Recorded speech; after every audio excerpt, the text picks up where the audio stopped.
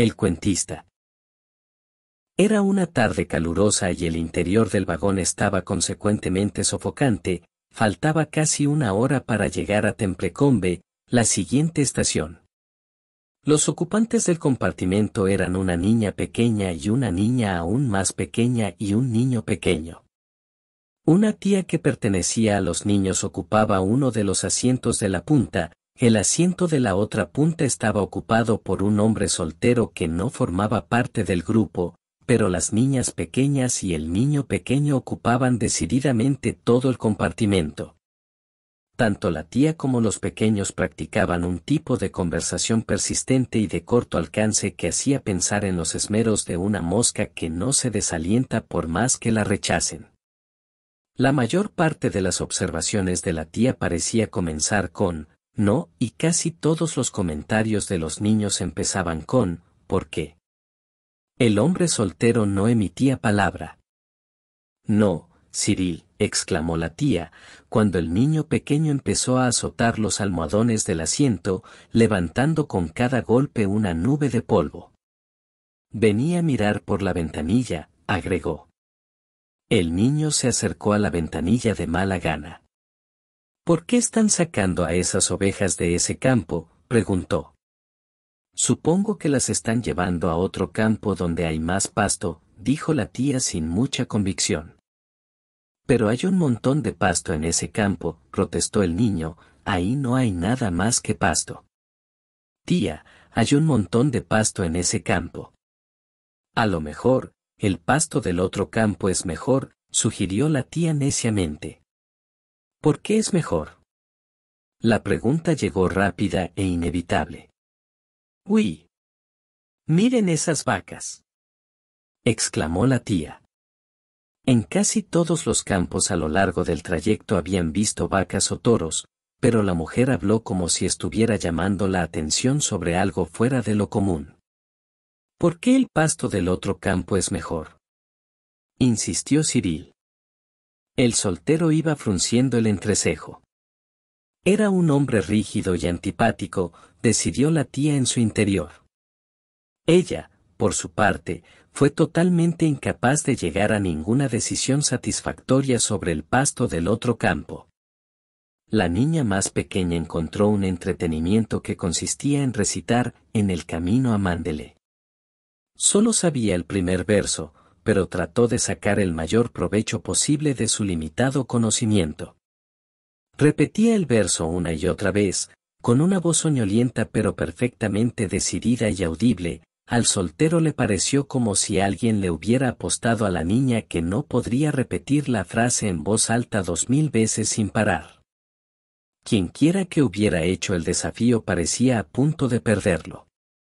«Vengan para acá que les cuento un cuento», dijo la tía, cuando el soltero ya la había mirado a ella 2 veces y una al timbre de emergencia.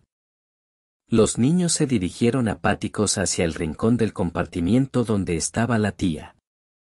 Evidentemente, su reputación de narradora de cuentos no ocupaba un lugar muy alto en el ranking de los niños.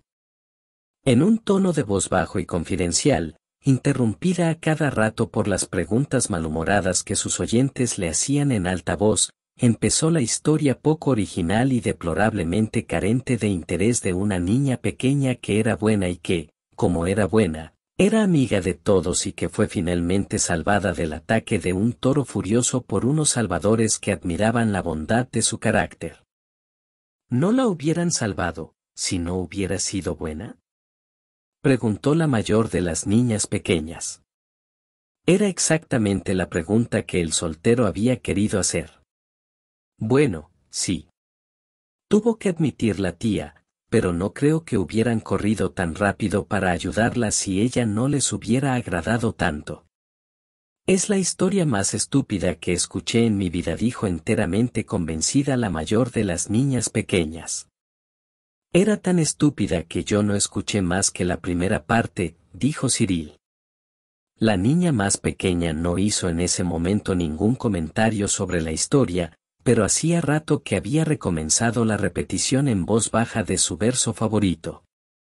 «Usted no parece tener mucho éxito como narradora de cuentos», dijo de repente el hombre soltero desde su rincón. La tía se puso inmediatamente a la defensiva ante este ataque inesperado.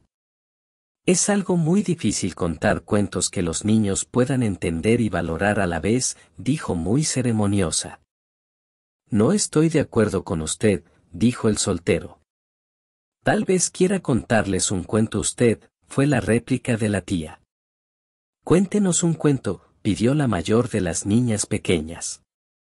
Había una vez, comenzó el soltero, una niña pequeña llamada Berta que era extraordinariamente buena. El interés que se había suscitado momentáneamente en los niños empezó enseguida a decaer, todos los cuentos eran espantosamente parecidos, los contara quien los contara. Hacía todo lo que le ordenaban, decía siempre la verdad, no se ensuciaba la ropa, comía simples budines como si fueran tortas con dulce de leche, aprendía perfectamente sus lecciones y era educada en sus modales. ¿Era linda?, preguntó la mayor de las niñas pequeñas. No tan linda como ninguna de ustedes dos, dijo el soltero, pero era horriblemente buena. Hubo una reacción favorable hacia el cuento, la palabra horrible asociada a la bondad era toda una novedad. Parecía introducir un viso de verdad que estaba ausente en los cuentos infantiles de la tía. Era tan buena, continuó el soltero, que ganó varias medallas por bondad y las llevaba siempre prendidas en su vestido. Tenía una medalla por obediencia, otra medalla por puntualidad y una tercera por buena conducta. Eran grandes medallas de metal y tintineaban una contra otra cuando caminaba. Ningún otro niño de la ciudad donde vivía tenía tantas medallas, por lo tanto todos sabían que debía ser una niña superbuena. Horriblemente buena, recordó Cyril. Todos hablaban de su bondad y el príncipe de la comarca escuchó sobre ella y dijo que como era tan buena se le permitiría una vez a la semana pasear por su parque, que estaba justo en las afueras de la ciudad. Era un hermoso parque y no se permitía a ningún niño entrar en él, de modo que era un gran honor para Berta que se le permitiera ir allí. ¿Había ovejas en el parque?, requirió Cyril. No, dijo el soltero, no había ovejas. ¿Por qué no había ovejas?, fue la inevitable pregunta que surgió de tal respuesta. La tía se permitió esbozar una sonrisa, que casi podrá describirse como una mueca. No había ovejas en el parque, dijo el hombre soltero, porque la madre del príncipe había soñado una vez que su hijo iba a morir o a ser asesinado por una oveja o porque se le cayera encima un reloj de pie. Por eso, el príncipe nunca tuvo ovejas en su parque ni relojes en su palacio. La tía reprimió un gesto de admiración. ¿Al príncipe lo mató una oveja o se le cayó encima un reloj?, preguntó Cyril. Todavía vive, así que no podemos saber si el sueño se cumplió, dijo el hombre soltero despreocupadamente. De todas maneras, no había ovejas en el parque, pero había muchísimos cerditos que corrían por todos lados. ¿De qué color eran? Negros con las caras blancas, blancos con lunares negros, todos negros, grises con manchas blancas y algunos, todos blancos. El narrador de cuentos hizo una pausa para permitir que penetrara en la imaginación de los niños una idea cabal de los tesoros del parque, después continuó. Berta se apenó bastante cuando descubrió que no había flores en el parque. Había prometido a sus tías, con lágrimas en los ojos, que no cortaría ninguna de las flores del príncipe y estaba decidida a cumplir su promesa, por lo tanto la hizo sentir muy tonta, como es lógico, descubrir que no había flores para cortar. ¿Por qué no había flores? Porque los cerdos se las habían comido, dijo el soltero rápidamente. Los jardineros le habían dicho al príncipe que no se podía tener a la vez cerdos y flores, entonces él decidió tener cerdos y no flores. Hubo un murmullo de aprobación provocado por la excelente decisión del príncipe, tanta gente hubiera decidido de modo contrario. Había muchas otras cosas encantadoras en el parque.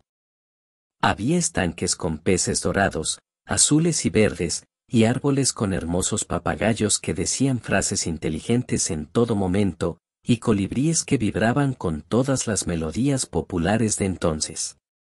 Berta iba de un lado para otro y se divertía inmensamente y pensó para sí, si yo no fuera tan extraordinariamente buena no me hubieran permitido venir a este hermoso parque y disfrutar todas las cosas admirables que hay aquí, y sus 3 medallas tintineaban una contra otra mientras caminaba y la ayudaban a recordar cuán superbuena era realmente.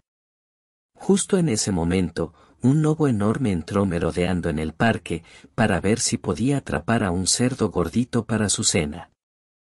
¿De qué color era?, preguntaron los niños, con un súbito resurgimiento de interés.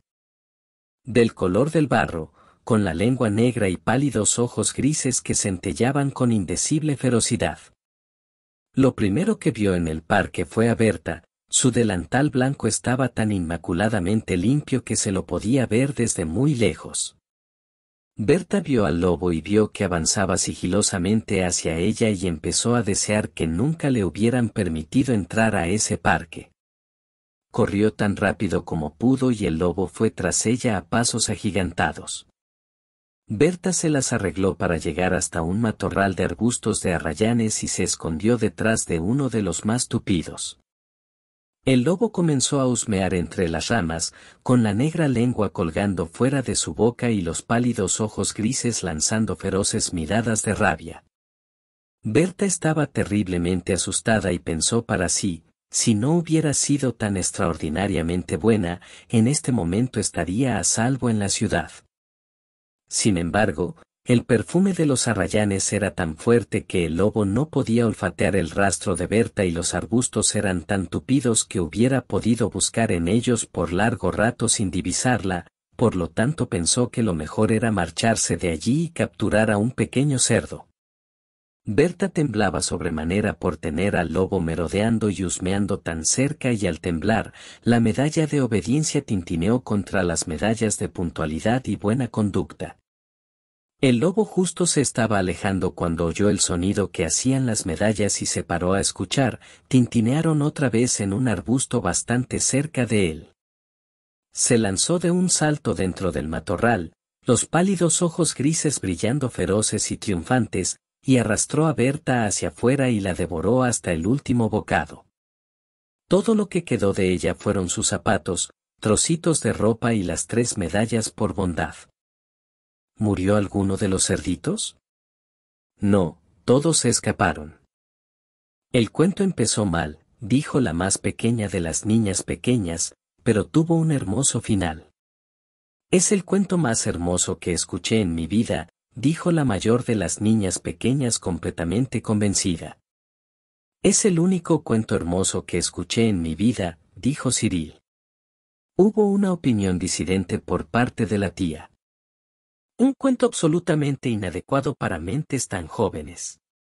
Usted ha socavado los resultados de años de una esmerada educación. Sea como fuere, dijo el hombre soltero juntando sus pertenencias para abandonar el vagón, los mantuve tranquilos durante 10 minutos, que es más de lo que usted fue capaz de hacer. Pobre mujer, pensó para sí cuando bajó en el andén de la estación de Templecombe. Durante los próximos 6 meses, por lo menos, esos niños van a acosarla en público, pidiéndole que les cuente un cuento inadecuado.